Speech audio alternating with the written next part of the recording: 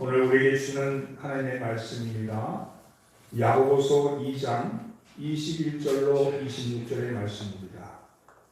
신약성경 야고보서 2장 21절로 26절까지 말씀을 우리 교독합니다. 제가 한절 읽고 여러분이 한절 있습니다. 우리 조상 아브라함이 그 아들 이삭을 제단에 바칠 때 행함으로 의롭다 하심을 받은 것이 아니냐.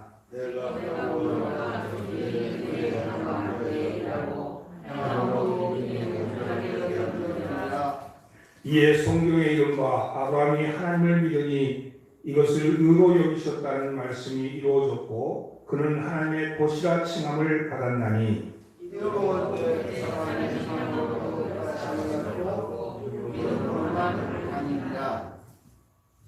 또 이와 같이 기생나합이 사자들을 접대하여 다른 길로 나가게 할 때 행함으로 의롭다 하심을 받은 것이 아니냐.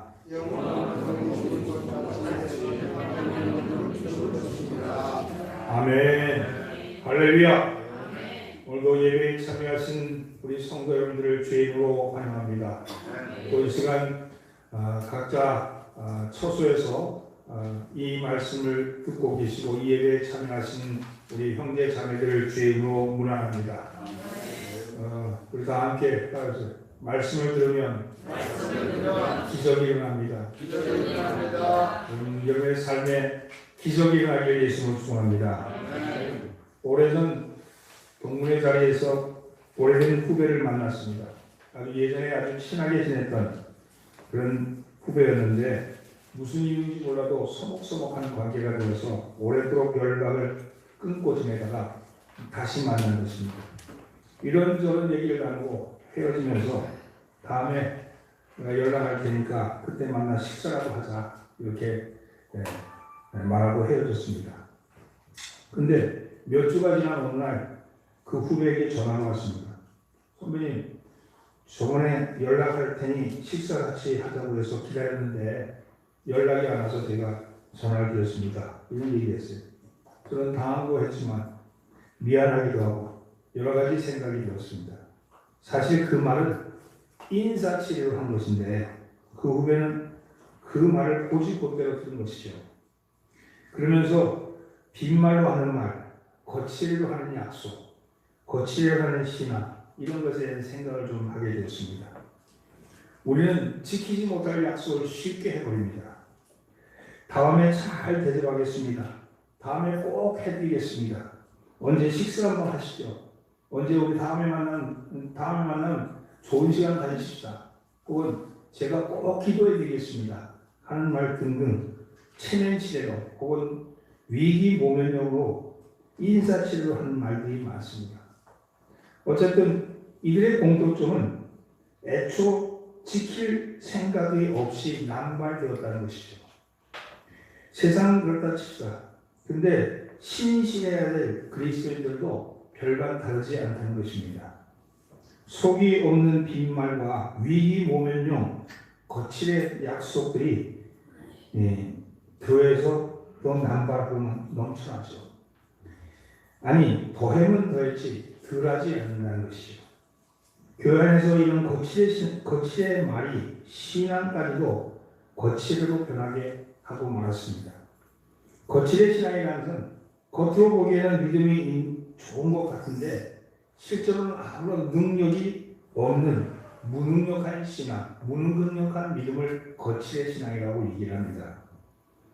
한국 현대사에서 요즘처럼 기독교인들이 불신자로부터 외면을 당하는 시대는 없었을 겁니다.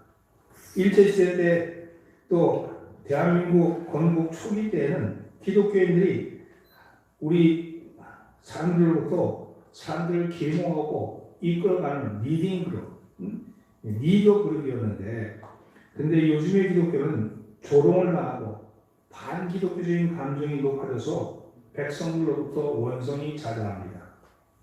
그래서 점점 전도의 문도 막혀가는 것 같습니다. 가장 큰 문제는 예수 믿는 사람들의 언행이 일치가 되지 않는다는 것이죠. 그래서 어떤 분은 기독교인들에 대해서 신앙은 정통인데 행동은 이단이다 하는 그런 말을 했습니다. 어디서부터 잘못됐고 무엇이 문제이겠습니까? 바로 거칠의 신앙 때문입니다.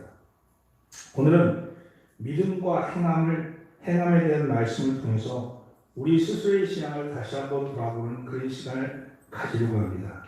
루터는 루터의 종교개혁 이후 500여 년 동안 개신교는 행함이 아니라 믿음으로 구원을 받는다는 오직 믿음을 부르짖어 왔습니다. 그리고 그것이 절대 명제같이 여겨지게 되었습니다. 마치 기독교 신앙은 그 믿음 한마디면 다 된다는 듯이 말해왔습니다. 그런데 이 믿음이라는 것이 철저히 개인적인 것이라서 믿음이 있는지 없는지는 하나님과 본인만이 알 뿐입니다. 또 본인도 잘 모를 수도 있어요. 하나님만이 알 뿐이죠.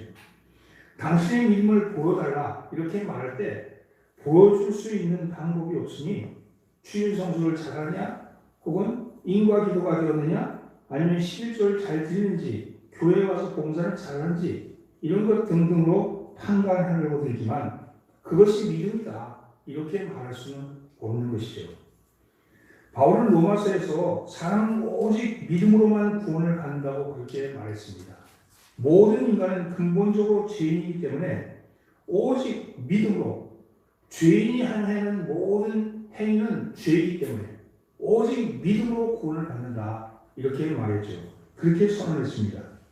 그런데 오늘 야고보는 행함이 없는 믿음은 죽은 것이다 이렇게 말씀합니다. 그리고 그 행함을 통해서 믿음을 보이라고 말씀을 합니다. 행함이 있는 구원을 말하고 있는 것이죠. 야고보는 그 믿음을 행함으로 증명하라고 말씀하는데 바울은 믿음으로 오직 구원을 받는다 이렇게 말합니다.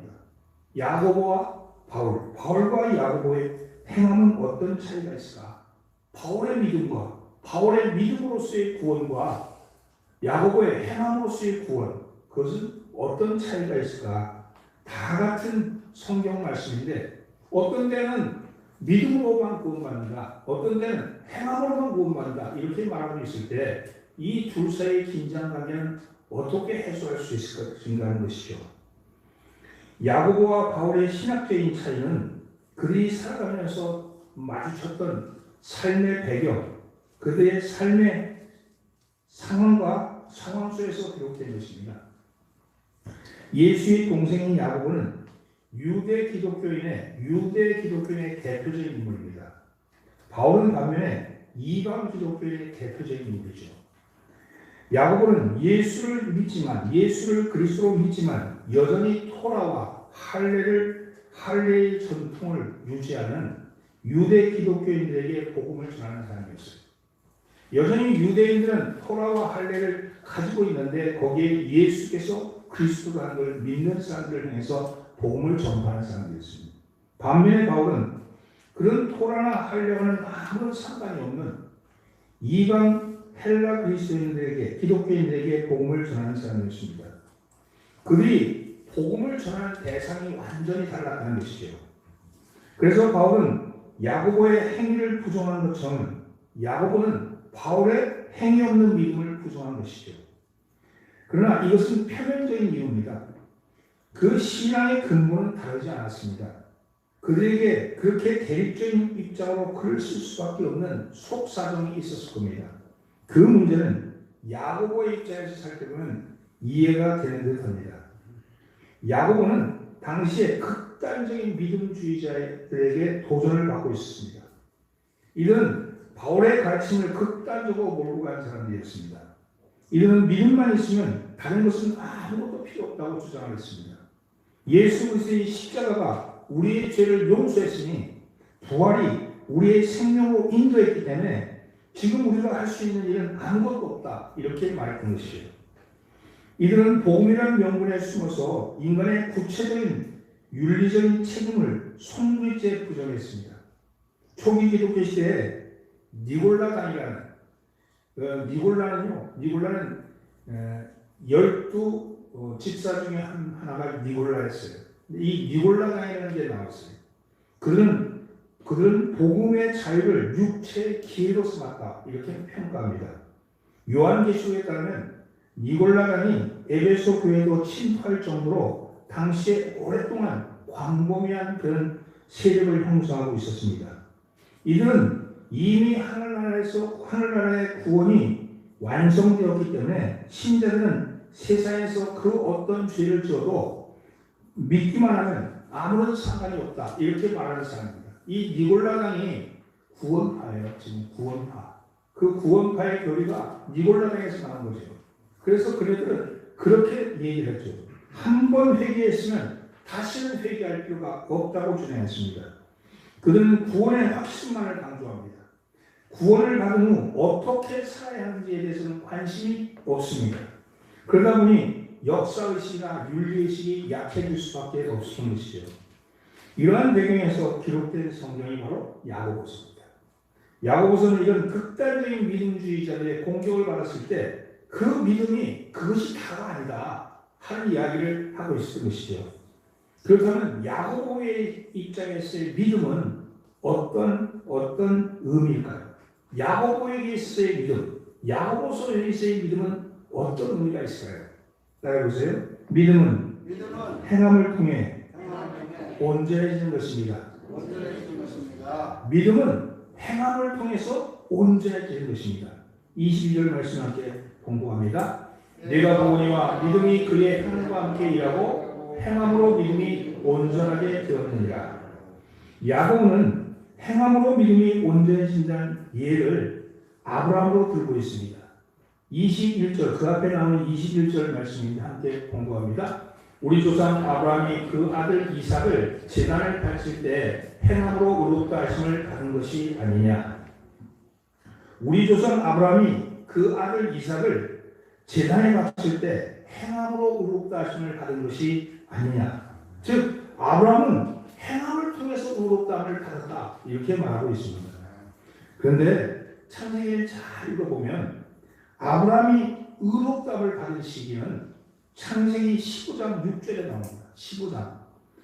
즉 여기 보면 아브라함이 포로로 끌려간 조카 룻을 구출해낸 후에 그러고 나서는 하나님께서 나타나자 하나님께 자신의 처지를 불평합니다. 나에게 상속자가 없습니다. 내 상속자는 에베네셀입니다. 내 상속자가 없습니다. 이러면서 하나님의 아들을 주겠다고 해놓고 안 준 거에 대해서 불평을 터뜨리고 있죠. 그때 하나님께서 이 아브라함을 이끌고 밖으로 나가서 타이르십니다. 그러면서 하늘을 이렇게 쳐다보라고 말씀하시죠. 하늘을 우러러 무뼈를 셀 수 있는가 봐라. 네 자손이 이와 같으냐, 이렇게 말씀했어요. 그러니까 그 말씀을 들은 아브라함이 그 말을 믿었더라, 이렇게 나와요. 그래서 창세기 15장 6절 말씀에 아브라함이 여호와를 믿으니 여호와께서 그를 그의 의로 여기시고, 여기서 의로 여기셨다 그랬잖아요. 그런데 이 본문 말씀을 보면 하나님이 이미 아브라함을 의로 여기셨는데 오늘 본문은 30년이 지난 창세기 27장에서 창세기 22장에서 이삭을 제단에 바칠 때 의롭다 하셨다 하는 그 말씀을 꺼내들고 있는 겁니다. 그러면 아브라함이 의롭다를 받은 시기는 언제입니까? 창세기 15장입니까? 창세기 22장입니까? 30년 전입니까? 30년 후입니까? 야고보서와 창세기 말씀을 종합해보면 이렇습니다. 아브라함이 창세기 10장 6절에서 이미 의롭다고 하나님께로부터 인정을 받았습니다. 구원을 받았죠.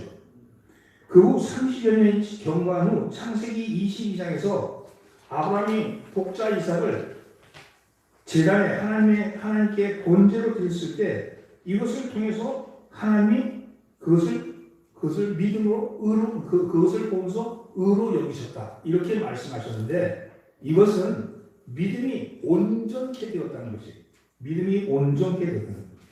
야고보서는 오늘 본문에서 믿음이 그의 행함과 함께 일하고, 이렇게 말씀합니다. 믿음이 행함과 함께 일하는데 믿음으로 이미 하나님의 말씀을 믿으니 그를 의로 여기셨다. 그런데 그 의로 여기신 것이 행함을 통해서 온전케 되었다고 말씀하는 거죠. 여기 함께 일하였다, 이런 말씀의 동사는 미완료 시대입니다. 즉 아직 완료가 되지 않았는데 믿음 이후에 계속적으로 믿음이 커가는 상태. 그래서 믿음이 그의 행함과 함께 일하고 함께 일한다는 것이 계속 일을 하고 있다는 거예요. 일을 하고 말았다는 게 아니고 끝났다는 게 아니고 계속적으로 믿음이 커가고 있다는 것이죠. 아브라함은 믿을 때 하나님께로부터 의롭다 하심을 받았고 그것이 우리는 칭의, 이렇게 칭의, 이미 내가 의롭게 칭하게 되었다. 그렇게 그 이후로 그의 구원의 삶 가운데 하나님께서 지속적으로 간섭하셔서 하나님의 생각과 뜻을 보여주셨고, 그리고 아브라함은 그때 그 보여주신 하나님의 뜻과 생각에 점점점 더 순종해 갔다는 것이죠. 결국 아들을 바치는 그 행위까지, 그 아들을 바치는 행함까지 믿음이 커갔다는 거죠. 그래서 그의 믿음이 아들을 바치는 그 행함을 보였을 때 그 믿음이 온전케 되었다고 말씀합니다. 마치 어린아이가 태어나서 양육과 보육과 교육과 그리고 그의 그것을 통하여 성인으로 성장하는 것 같이 어린아이가 커가는 것 같이 우리의 믿음도 그러하다는 거예요. 여러분, 어린아이가 태어나서 우리 문장관님 손주 100일인데 어저께 100일이 됐는데 그 아이가 태어났는데 그게 사람이죠, 사람. 그러나 아직 온전한 성인이라고 말할 수 없는 거죠.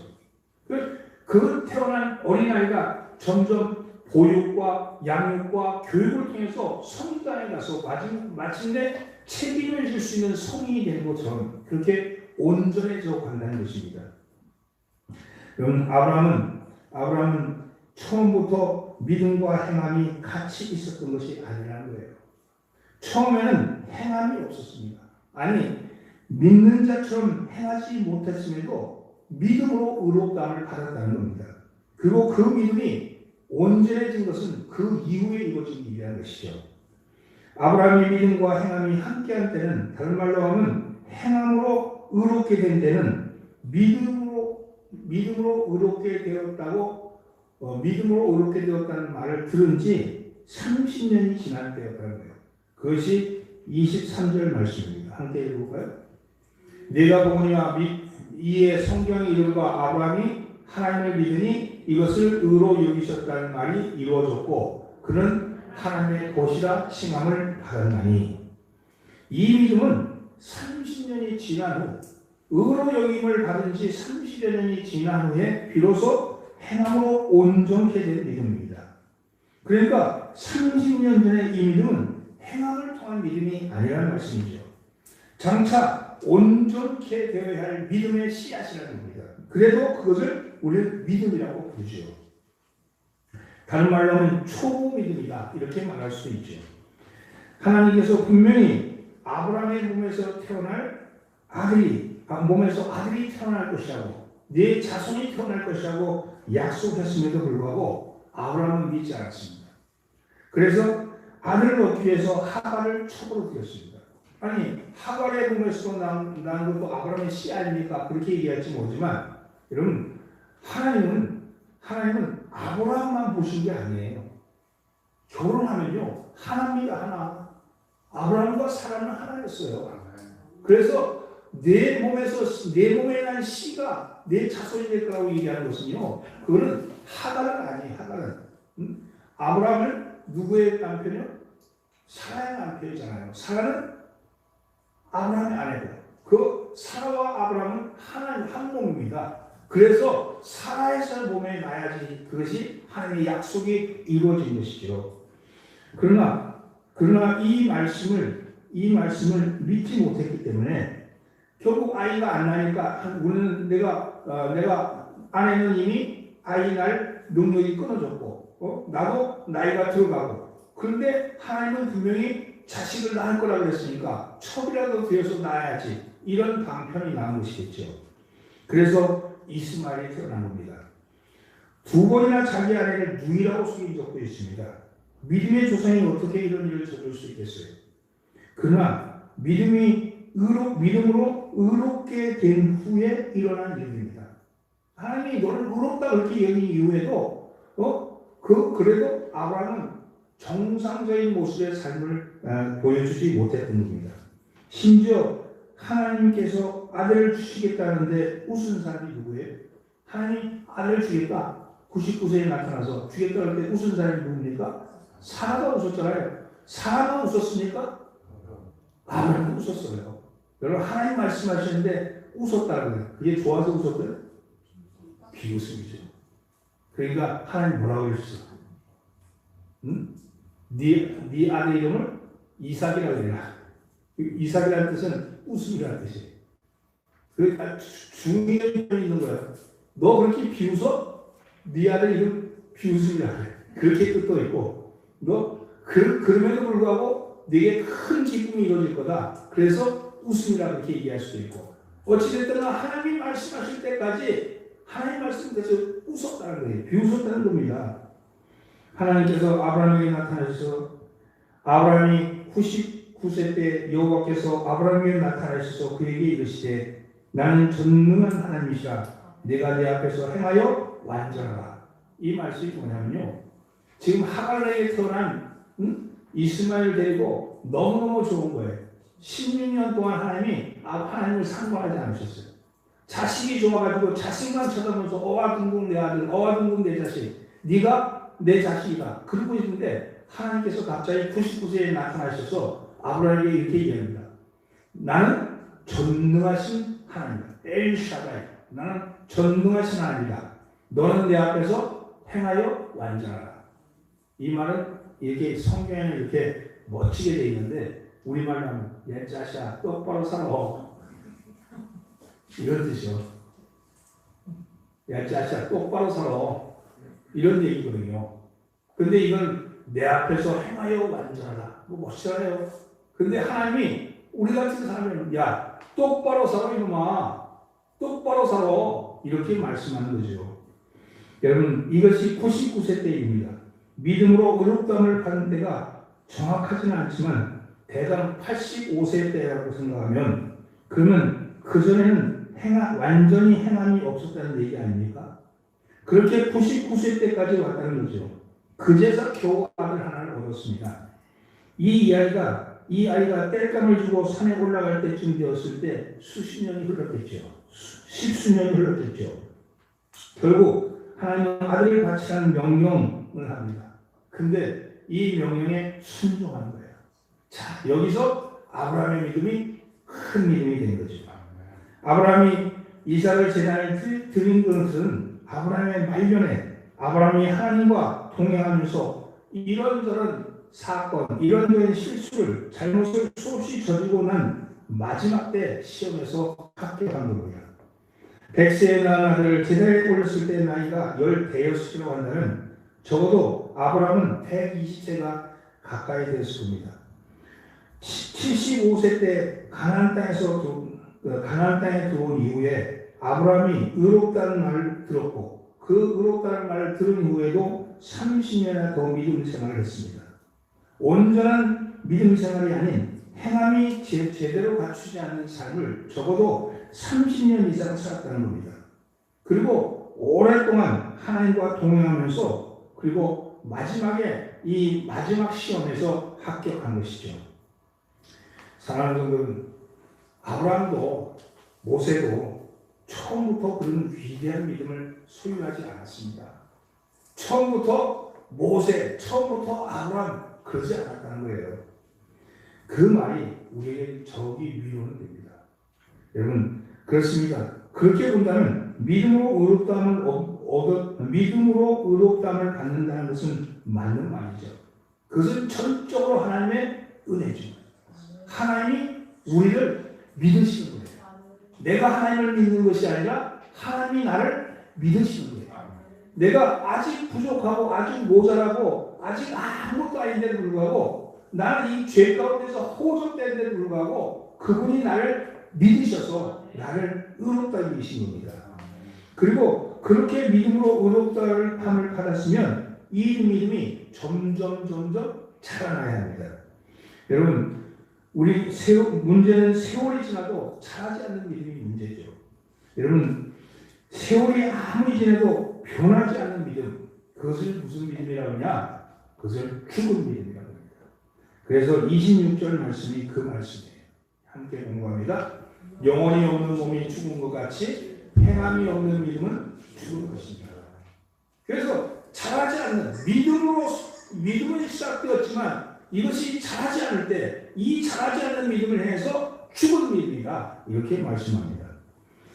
여러분, 죽었으니까 안 자라는 거죠. 행함이 없는 믿음은 죽은 것이라는 것은 행함이 없는 믿음은 있을 수 없다는 겁니다. 믿음이 생겼으면, 믿었다면, 믿는다면 행함이 없을 수 없다는 것이죠. 믿었다면 행함은 따르게 돼 있다는 겁니다. 그러니까 믿음이 행함과 함께 일함으로 믿음이 온전케 되었다는 것은 무엇을 말합니까? 우리말은 잘 써야 되는데 온전하다와 완전하다는 것은 약간 둘 다 부족한 것이 제대로 갖추지 않는 것이 갖춰진 상태 이런 뜻인데 이런데 뜻은 비슷한 것 같지만 미묘한 차이가 있습니다. 너는 온전하다, 너는 완전하다. 이 차이는 아주 미묘한 뜻이 있는데 먼저 온전하다는 것은 본바탕 그대로 고스란하다는 뜻과 잘못된 것이 없이 바르거나 옳다는 뜻을 가지고 있습니다. 예를 들면 전쟁터에서 다친 것이 하나도 없이 온전한 몸으로 돌아왔다. 이런 말이나 그 사람은 몸이 불편한지 걸음이 온전하지 못하다. 이런 것이 온전하다에 쓰이는 말이라면 반면에 완전하다는 말은 필요한 것이 모두가 갖춰져서 모자람이 없는 상태, 흠이 없는 상태, 그것을 완전하다 그러죠. 예를 들면 노사구조가 완전히 타결되어서 이제는 타결되었다든지 아니면 자기가 맡은 일을 완전히 수행했다든지 이런 뜻으로 쓰입니다. 이 말을 온전한 사람과 완전한 사람으로 표현을 이렇게 보면 비교해 보면 그 차이를 쉽게 알 수 있습니다. 온전한 삶이라는 것은 그것은 잘못된 구석이 없이 정상적인 사람 이런 뜻이고요. 완전한 삶이라는 것은 전혀 흠이 없이 모든 것이 다 갖춰져 있는 사람 이런 뜻이거든요. 이 세상에는요 온전한 사람이 있지만 완전한 사람은 없다는 거예요. 그래서 믿음이 온전케 되었느니라 이렇게 될 때 믿음이 완전케 되었느니라가 아니고 믿음이 온전케 되었느니라.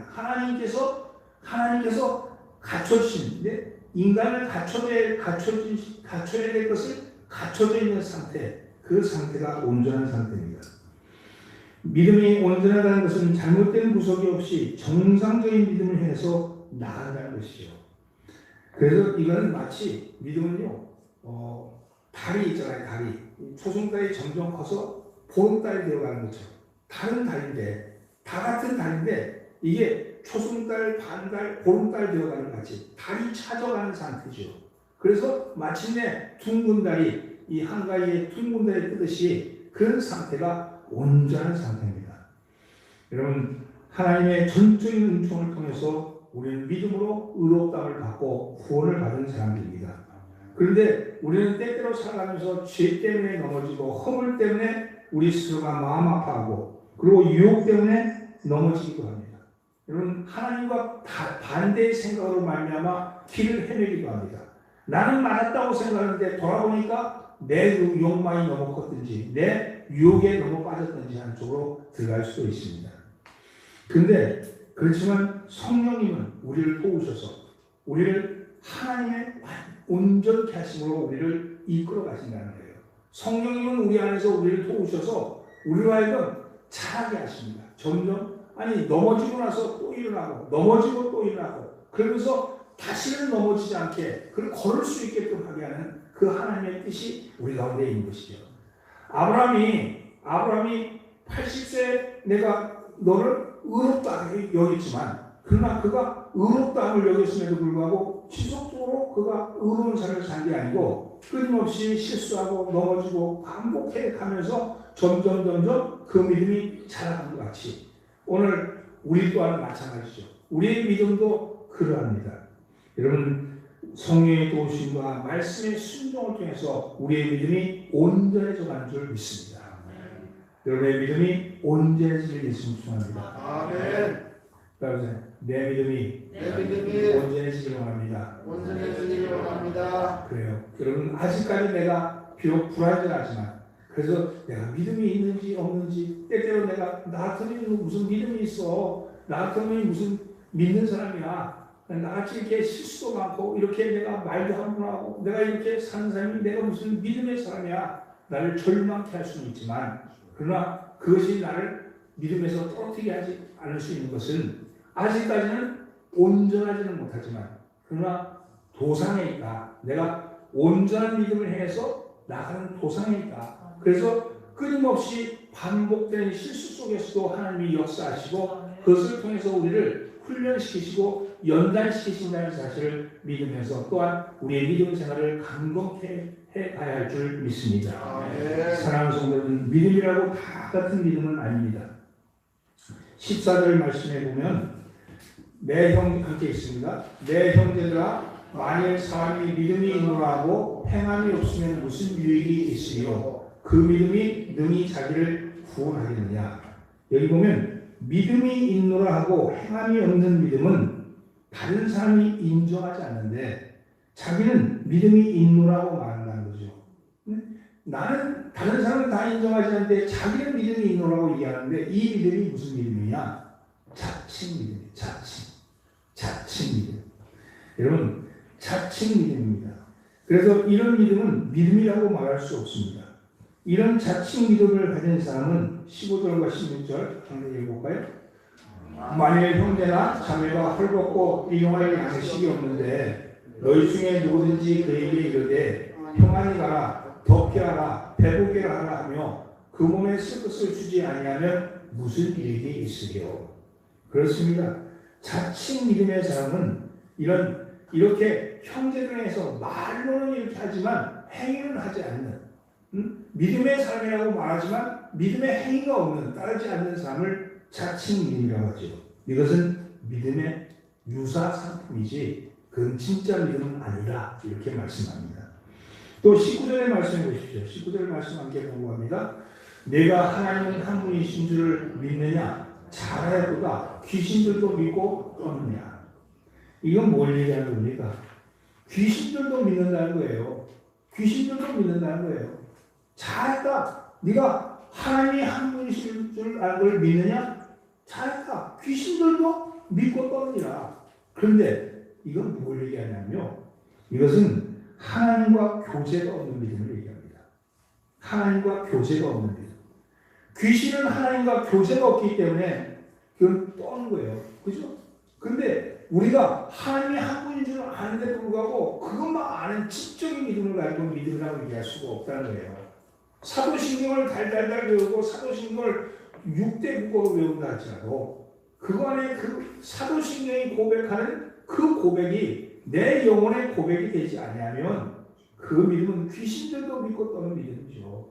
그는 하나님과 교제가 없는 믿음입니다. 뒤집어 생각하면 믿음이라는 것은 하나님과 특별한 관계를 갖는 것, 하나님과 긴밀한 관계를 갖는 것이라고 얘기할 수 있습니다. 믿음은 하나님께로부터 오는 것이고 하나님은 우리의 믿음을 양육하시고 보육하시고 그리고 교육하신다는 사실입니다.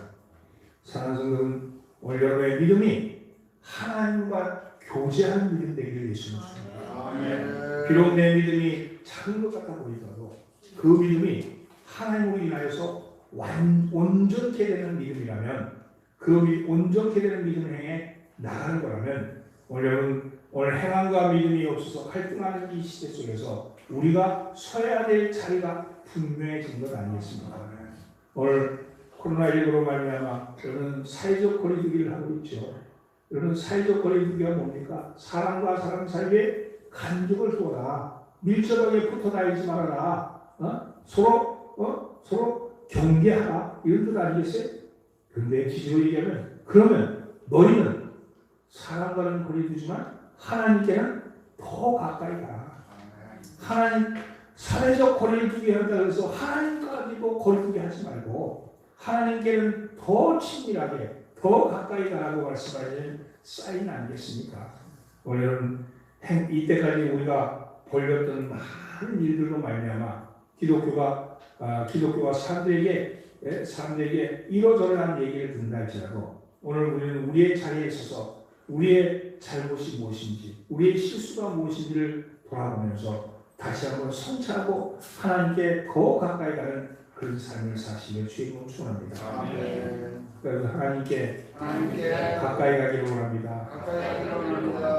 오늘 이 한 주간에 하나님이 여러분들의 영혼을 만지시고 더 가까이 하는 그런 한 주간 되기를 바랍니다.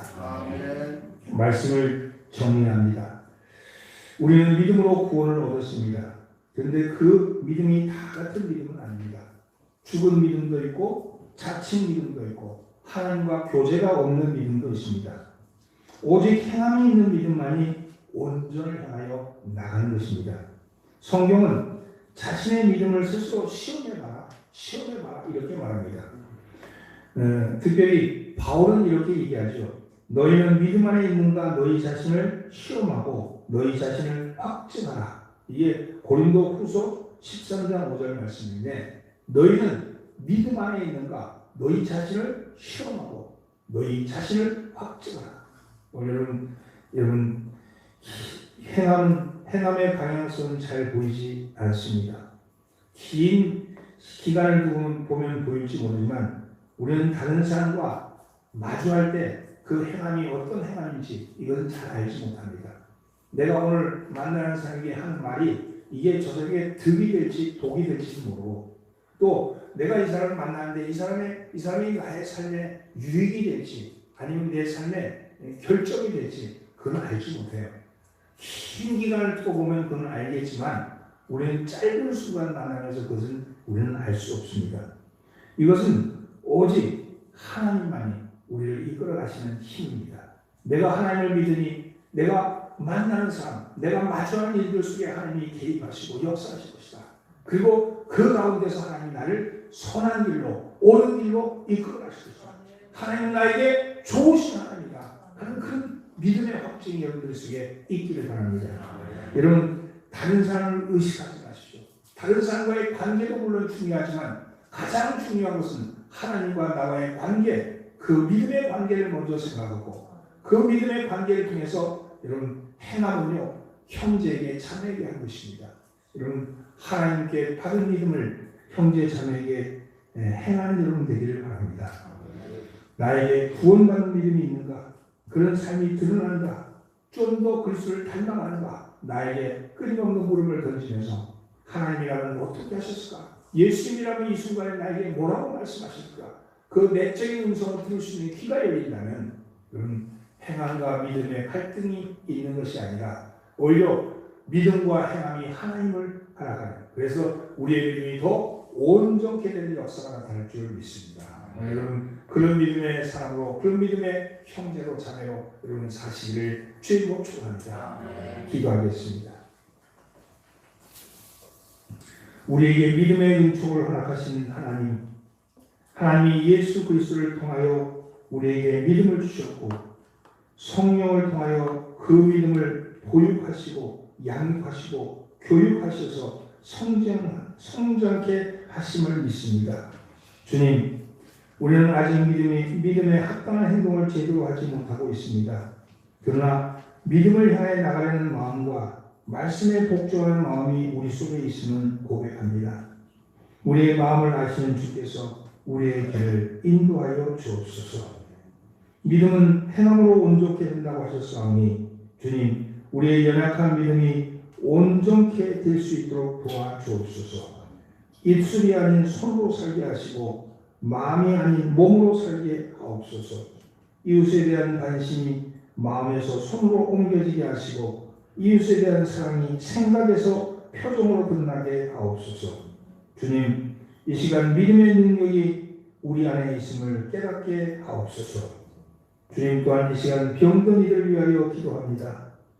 예수님이 십자가에서 찔리시고 찢기시고 피 흘리심으로 우리의 육체의 병에서 우리를 해방케 하셨습니다.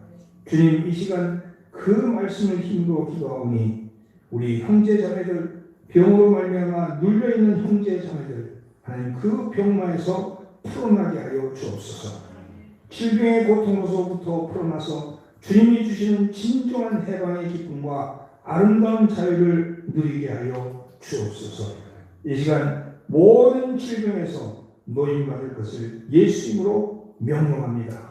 하나님, 이 믿음이 온전케 되게 하여 주옵소서. 믿음은 행동으로 온전케 된다고 하신 우리 주님의 이름으로 기도드리옵나이다. 아멘.